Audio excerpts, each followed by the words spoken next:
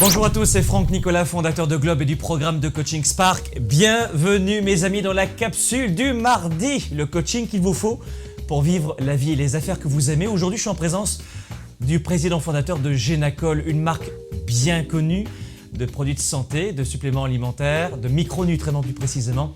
Guy Michaud, bonjour Guy. Bonjour Franck. Merci de nous recevoir dans ce beau bureau. Merci à toi. De Blainville, banlieue de Montréal, à côté de Montréal, trentaine de kilomètres de Montréal. Guy, il y a des leaders et des entrepreneurs du monde entier qui nous écoutent en ce moment. Et j'aimerais que l'on voit aujourd'hui avec toi cette capacité d'aller encore et toujours plus vers plus de performance. Et comment est-ce qu'aujourd'hui, est-ce qu'on peut précisément être performant et conquérant dans son marché? Que l'on soit salarié ou entrepreneur, comment est-ce qu'on peut être au top de l'avant-scène dans son corps de métier? Je parle à toi parce que ton entreprise, Génacol, est l'entreprise et le produit le plus vendu au Québec. De 2004 à 2009, Génacol est l'entreprise qui a été numéro 1 en termes de progression sur l'ensemble du Canada. 1 million d'unités vendues. Génacol, c'est quoi? C'est du collagène.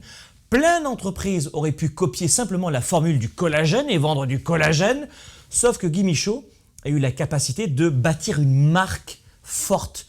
Peu de gens n'ont jamais entendu parler de Génacol. Aujourd'hui, comment est-ce qu'il fait? Comment est-ce qu'on peut être performant comme tu l'as fait dans son univers, dans son métier? Donc, Franck, en ce qui me concerne, le développement du futur, c'est la capacité de pouvoir accepter qu'on a un grand défi qui s'appelle le temps. Et le temps joue de plus en plus dans la balance. De sorte que j'aime bien dire les 15 mots, ce que j'appelle les 15 mots les plus importants de l'avenir. Ce qui était vrai hier n'est plus vrai aujourd'hui et le sera encore moins demain. Les champions du futur seront ceux qui auront la capacité de pouvoir s'adapter à tous les jours. À tous les jours, on doit se repositionner. On doit se poser la question, nous, qu'est-ce qu'on fait dans notre environnement par rapport à cette nouvelle réalité qui s'appelle Planet Inc. Tu sais, Planet Inc., c'est une possibilité pour nous de pouvoir conquérir, de s'ouvrir vers le monde.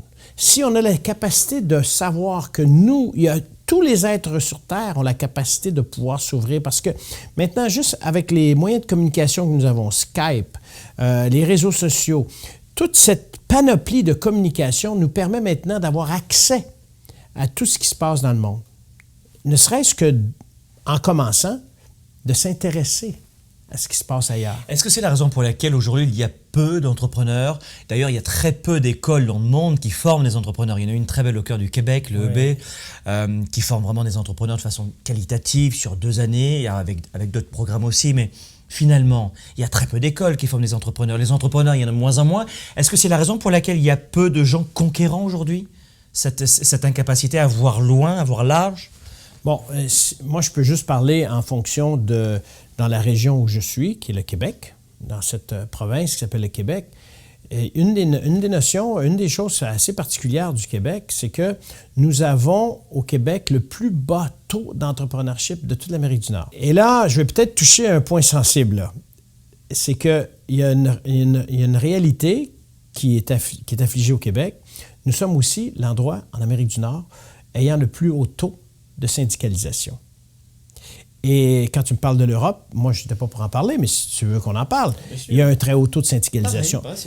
La syndicalisation et l'entrepreneurship ne font pas de pair.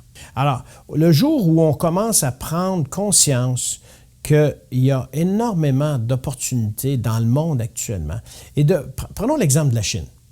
Bon, pour la majorité des gens que je rencontre, la Chine est une menace. C'est la menace. C'est la menace. Et pourtant, voici un super marché. Moi, je considère la Chine comme la plus grande opportunité de l'histoire de l'humanité. Tu as implanté Génacol en Chine aussi? Bien sûr. Elle fait partie des 40 pays. Elle fait partie des 40 dans lesquels pays. Tu es installé, oui. C'est sûr que ce n'est pas facile. Mais ce qui n'est pas facile est plus payant. Parce que, dans le fond, si c'était facile, tout le monde irait. Mais ceux qui prennent le courage, qui ont le courage de vouloir foncer vers ces nouvelles avenues-là, la récompense est très grande. Alors finalement, comment passer de conquis à conquérant avec cet état d'esprit où on se dit mais non, mais il faut arrêter de se... Finalement, les gens passent plus de temps et d'énergie à protéger leurs acquis qu'à développer le futur, c'est ce que tu es en train de nous dire. Exactement. Le phénomène du conquis, c'est le phénomène où nous acceptons une situation en se disant il n'y a pas d'autre solution. C'est ça le conquis. Le conquis, c'est qu'on se dit bon, ben, tu sais, c'est comme ça. Ainsi va la vie. Tous des commentaires comme ça, on est né pour un petit pain, on va mourir pour un petit pain. Tous ces paradigmes qui font qu'on a un sentiment de conquis. Les conquérants sont différents. Les conquérants ne voient des opportunités où les conquis voient une menace. Alors, si on devait prendre quelques clés que tu pourrais nous donner aujourd'hui, puisque tu sais de quoi tu parles, parce que c'est ce que tu as fait. Tu as commencé ton entreprise, tu avais moins 13 000 $ sur ton compte bancaire, tu as chargé tes cartes de crédit. Tu as commencé en 2000. Aujourd'hui, tu es l'une des marques les plus connues dans le domaine de la santé au Québec. Si tu avais des clés à nous donner, à des leaders et des entrepreneurs qui nous écoutent en ce moment, qui sont dans leur crainte, dans leur peur, dans ce problème de sécurité, de doute, prêts à prendre une décision, mais ils n'osent pas, quelles sont les clés que tu pourrais donner à celles et ceux qui nous écoutent en ce moment pour passer à l'étape supérieure, pour transformer un défi en opportunité? Sincèrement, la première idée qui me vient en tête, c'est de s'intéresser à son environnement. Mais quand on a peur, j'ai peur. Comment tu veux que je m'intéresse à mon environnement si j'ai peur? Il faut commencer par sortir de chez soi. Si on a bon, peur. sortez de chez vous. Sortez de chez vous. Commencez par, pour les gens qui sont un peu agoraphobes, allez peut-être au village voisin. Oui, goûter à d'autres cultures. Hein, c'est un peu ça. Goûter à d'autres cultures. Ouais. Aller un petit peu plus loin. Donc, changer d'environnement, numéro 1. Changer d'environnement. Changer d'environnement et comprendre qu'à l'extérieur de chez nous, il se passe autre chose. Et deuxième chose aussi, tu disais tout à l'heure, deuxième clé, c'est regarder plutôt développer votre vision. Ben oui, comment est-ce qu'on peut développer sa vision si on a la vision centrée sur soi-même? Oui. Si on se regarde soi-même tout le temps, on ne peut pas voir là-bas. Donc, 1, changer d'environnement. 2, développer votre vision. 3, tu parlais aussi de focus.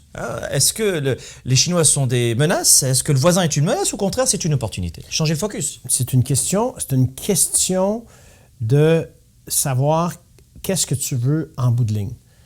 Qu'est-ce que tu veux? Est-ce que tu veux passer à une autre étape? Si la réponse est oui, bien, c'est comme... j'aimerais peut-être dire par rapport à ça, il y a un vieux proverbe que je suis sûr que tu connais, mais qui s'applique très bien dans la question ici.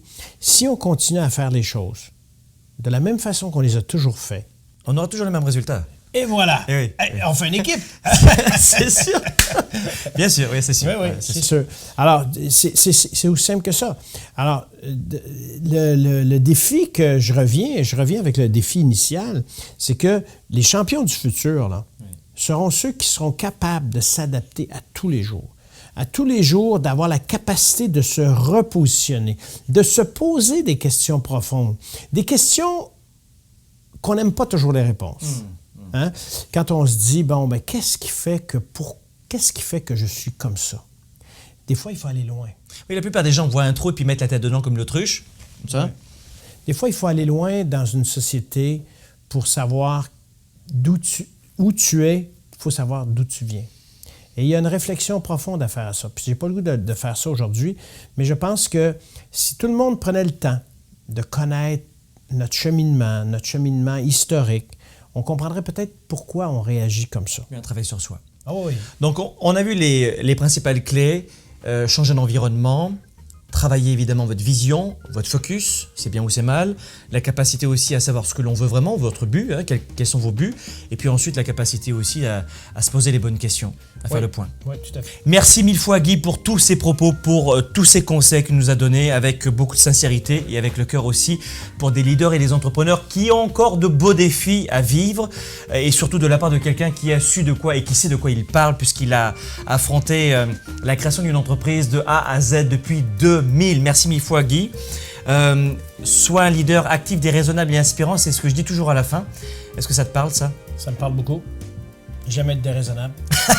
Alors soyez donc des leaders actifs, déraisonnables et inspirants comme Guy Michaud de Génacol. Merci encore et surtout passez de conquis à conquérant.